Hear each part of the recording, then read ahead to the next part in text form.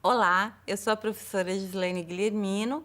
A nossa disciplina ela vai tratar da validação tecnológica em projetos de desenvolvimento na área, no segmento de fitomedicamentos e fitoprodutos.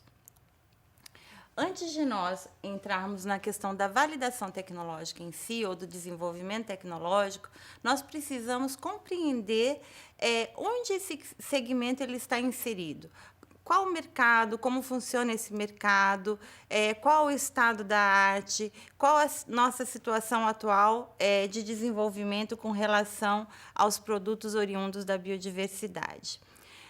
Segundo a definição do Carlos Gadelha, a indústria farmacêutica ela é um oligopólio diferenciado baseado na ciência. Um oligopólio diferenciado porque a estratégia de competição da indústria farmacêutica ela está toda baseada na introdução de novos produtos no mercado. E essa introdução ela só é possível através das atividades de pesquisa e desenvolvimento e da infraestrutura de ciência e tecnologia. O Brasil, ele atualmente produz internamente 90% dos medicamentos que ele produz. Entretanto, nós importamos 80% dos fármacos que nós utilizamos para a produção desses medicamentos.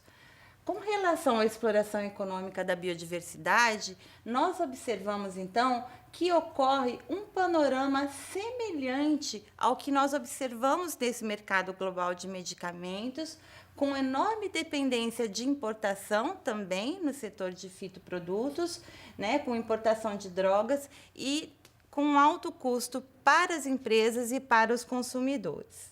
Diversos fatores contribuem para que essa fragilidade ocorra.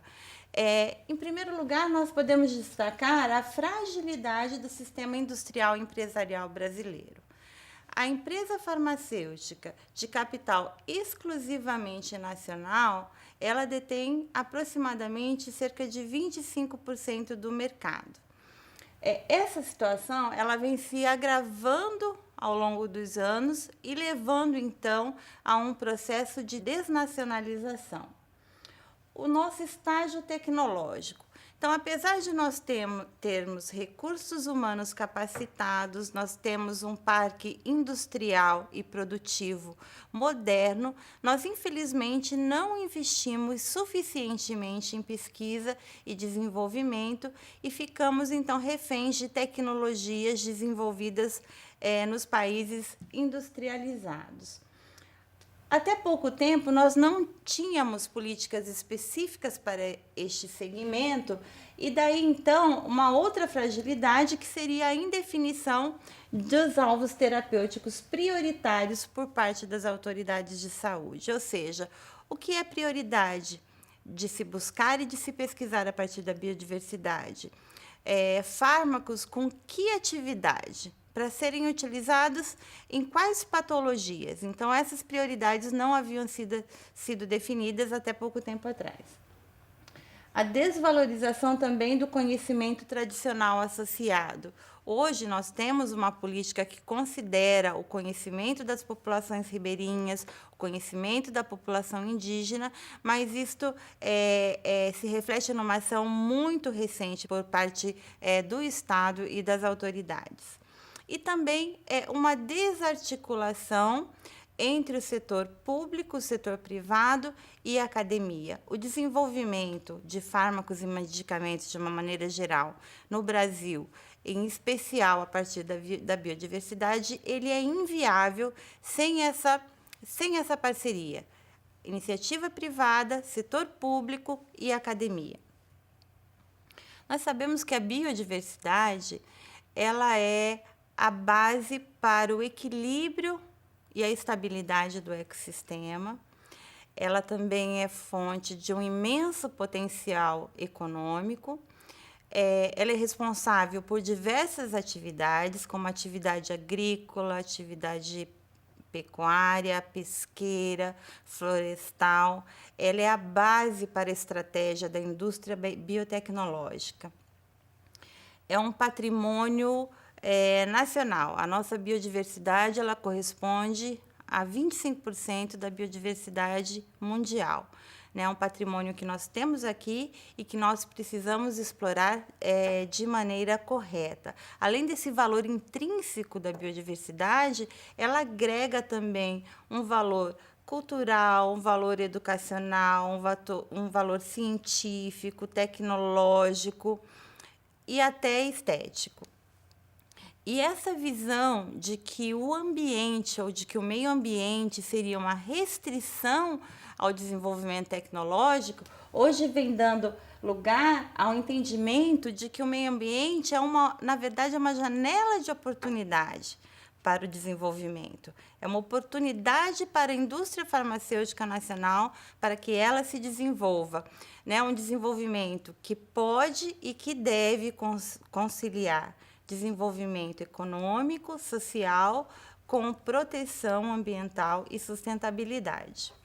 Então, se de um lado, né, nós observamos que nós importamos uma boa parte dos insumos, quer dizer, a maior parte dos insumos que nós consumimos internamente para a produção de medicamentos, quando nós olhamos para o segmento dos fitoprodutos, nós temos aí um imenso arsenal químico que precisa e deve ser transformado em potencial econômico.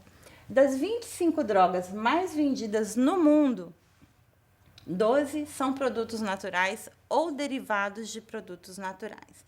Então, a terapêutica moderna, com essa enorme quantidade de medicamentos, com atuações específicas em enzimas, em receptores, em canais iônicos, ela não teria chegado nesse grau de desenvolvimento se não fosse por ter como base a biodiversidade e os produtos naturais. Eu poderia citar alguns exemplos, como, por exemplo, moléculas que nós conhecemos, como a morfina, a codeína, a escopolamina, a pilocarpina, todas de origem vegetal. O ácido acetil salicílico, né, o AS, que nós encontramos aí nas farmácias hoje, ele foi desenvolvido a partir de uma espécie vegetal, onde nós isolamos o ácido salicílico e depois, por semissíntese, ele foi transformado em ácido acetil salicílico. E, a partir daí, essa foi a primeira patente que se tem conhecimento na área de medicamentos, e foi o início da grande farmacêutica alemã, no caso a Bayer, que foi quem patenteou o ácido acetil salicílico. Também da terapêutica moderna, né, nessa terapêutica atual, 40% dos medicamentos disponíveis, eles foram desenvolvidos a partir de produtos naturais.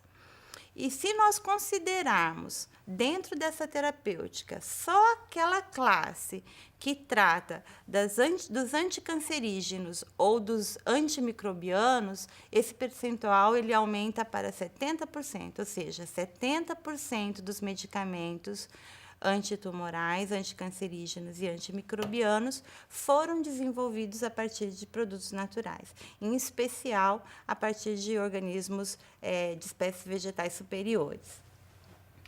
Um outro dado importante que traz esse apelo da utilização da biodiversidade como fonte e protótipo para o desenvolvimento de novos fármacos e medicamentos é a questão cultural. 80% das pessoas que vivem nos países em desenvolvimento, elas utilizam as plantas para os cuidados básicos da saúde. Então, esse é um produto que tem também um apelo cultural e uma aceitação muito grande. Então, apesar de nós observarmos um esforço da indústria nacional e das autoridades públicas nos últimos anos, ainda é necessário que nós estabeleçamos uma política industrial sólida e competitiva, que coloque o Brasil em condições de competitividade, mas num nível mundial. Nós temos aí poucos exemplos de medicamentos desenvolvidos a partir da biodiversidade que tiveram todas essas etapas do desenvolvimento realizadas aqui no Brasil, inteiramente. Então, eu citei aqui dois exemplos, no caso, o Axiflam e o Eleva, né? Um desenvolvido pelo laboratório Axê, um anti-inflamatório de uso tópico, e o Eleva, desenvolvido pela Cristália, esse um fitoterápico, e esse um fármaco, um medicamento ético, na verdade, sintético, mas que teve como origem o Eleva ele é utilizado para disfunção erétil e ele teve como modelo o medicamento mais conhecido que é o Viagra.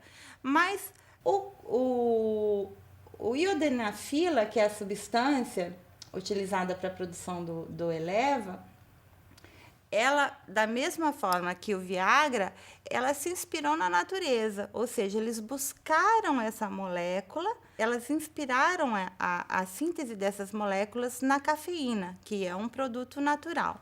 E aqui no Oxeflam, que foi desenvolvido a partir da Cordia verbenácea, que é conhecida popularmente como a erva baleeira, o Axê investiu mais ou menos 15 milhões e foi um processo que levou cerca de 8 a 10 anos para que esse produto fosse desenvolvido e colocado no mercado. A grande preocupação da empresa ao colocar esse produto no mercado seria a concorrência com aqueles produtos sintéticos que já estavam no mercado há um determinado tempo.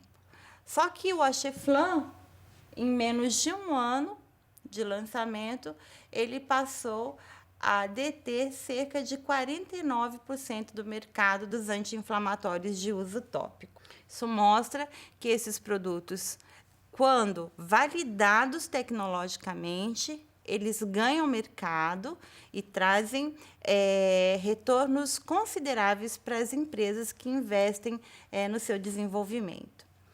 Com relação ao mercado, de uma maneira geral, nós temos aqui o mercado de medicamentos e o mercado de fitoterápicos.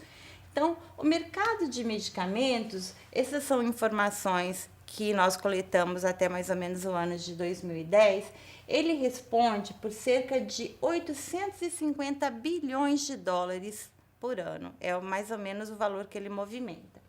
Já o mercado nacional de medicamentos movimenta cerca de 30 bilhões de dólares por ano. Já o mercado de fitoterápicos movimenta, de fitomedicamentos e fitoterápicos em geral, cerca de 30 bilhões de dólares, e o mercado nacional de fitomedicamentos, cerca de 2 bilhões de dólares. Mas o que nós observamos? Que enquanto o segmento de medicamentos ele cresce cerca de 3 a 4% ao ano, o mercado dos fitoterápicos e dos fitomedicamentos cresce em torno de 6 a 8% ao ano. E há previsões de que em pouco tempo ele chegue a alcançar cerca de 10% do mercado total mundial de fármacos e medicamentos. Qual a situação da nossa balança comercial com relação, então, a toda a cadeia, da planta medicinal ao medicamento fitoterápico? Então, nós observamos aqui que para o segmento das plantas medicinais in natura, nós, durante o período de 2006 até 2008, nós tivemos um acréscimo no número das exportações e nós tivemos um acréscimo ainda maior no número das importações dos produtos in natura. Com isso, nós verificamos que durante esse período nós tivemos um acréscimo no déficit da balança comercial em torno de 325%. Ou seja, mesmo a matéria-prima vegetal in natura, que nós temos aqui em quantidade no Brasil, nós vivemos num país mega diverso, mas nós importamos a matéria-prima in natura que nós utilizamos para produzir os medicamentos aqui internamente. Quando nós partimos para o segmento dos sucos e dos extratos vegetais a partir de plantas, nós observamos também um aumento no número das exportações e também um número ainda maior no número das importações, e verificamos também para o mesmo período um aumento de quase 400% no déficit da balança comercial. Já no segmento dos princípios ativos, nós observamos uma diminuição nas exportações e uma diminuição também nas importações, uma diminuição maior, inclusive, nas importações de princípios ativos a partir de espécies medicinais. E verificamos, então, neste caso, uma diminuição no déficit da balança comercial em cerca de 30%. Também no segmento de fármacos e medicamentos a partir de plantas medicinais, nós observamos um evento interessante que é um aumento considerável das exportações de fármacos e medicamentos produzidos no Brasil. Então, nós observamos simultaneamente dois fenômenos. Então, em parte, uma substituição dos princípios ativos de espécies medicinais, de plantas medicinais, e um aumento nas importações de fármacos e medicamentos desenvolvidos a partir de plantas medicinais no Brasil. Isso mostra que o Brasil vem ampliando, vem aumentando a sua competitividade. O que é mais importante também que a gente tenha em mente quando a gente pensa na questão do mercado de fitoterápicos e de fitomedicamentos? De que esse mercado, como o mercado de medicamentos de uma maneira geral, ele é um mercado concentrado. Ele é um mercado concentrado por empresa. Ou seja, as 20 maiores empresas que estão dentro deste mercado, elas vendem o equivalente a quase 90% do total daquilo que é faturado neste segmento. Dentre essas 20 empresas, nós temos aí a primeira empresa, que é a Altana Pharma, que é uma empresa de capital alemão, que responde por uma grande parte desse segmento de mercado, seguido então pela Farmasa e pela Marjan, que também são empresas que não são de capital exclusivamente nacional. Esse é um mercado também concentrado por classe terapêutica, ou seja, 10 classes correspondem a 83% das vendas do segmento em reais. Dentre essas classes terapêuticas, nós podemos destacar os laxantes, os hipnóticos, os sedativos e os produtos expectorantes. Esse é um mercado que também é concentrado por produto, ou seja, os 20 principais medicamentos fitoterápicos são responsáveis por quase que 70% das vendas em valor do segmento. Ou seja, nós temos aqui um único medicamento, que é o Tamarine, que responde por aproximadamente 14% das vendas dentro deste segmento ou desse mercado. Bom, com isso, nós finalizamos a aula 1, onde nós fizemos esse passeio com relação ao mercado de medicamentos, ao cenário mundial, ao cenário nacional, essa introdução sobre os aspectos gerais relacionados à biodiversidade. E na aula 2, então, nós entraremos especificamente na questão da validação tecnológica. Até lá!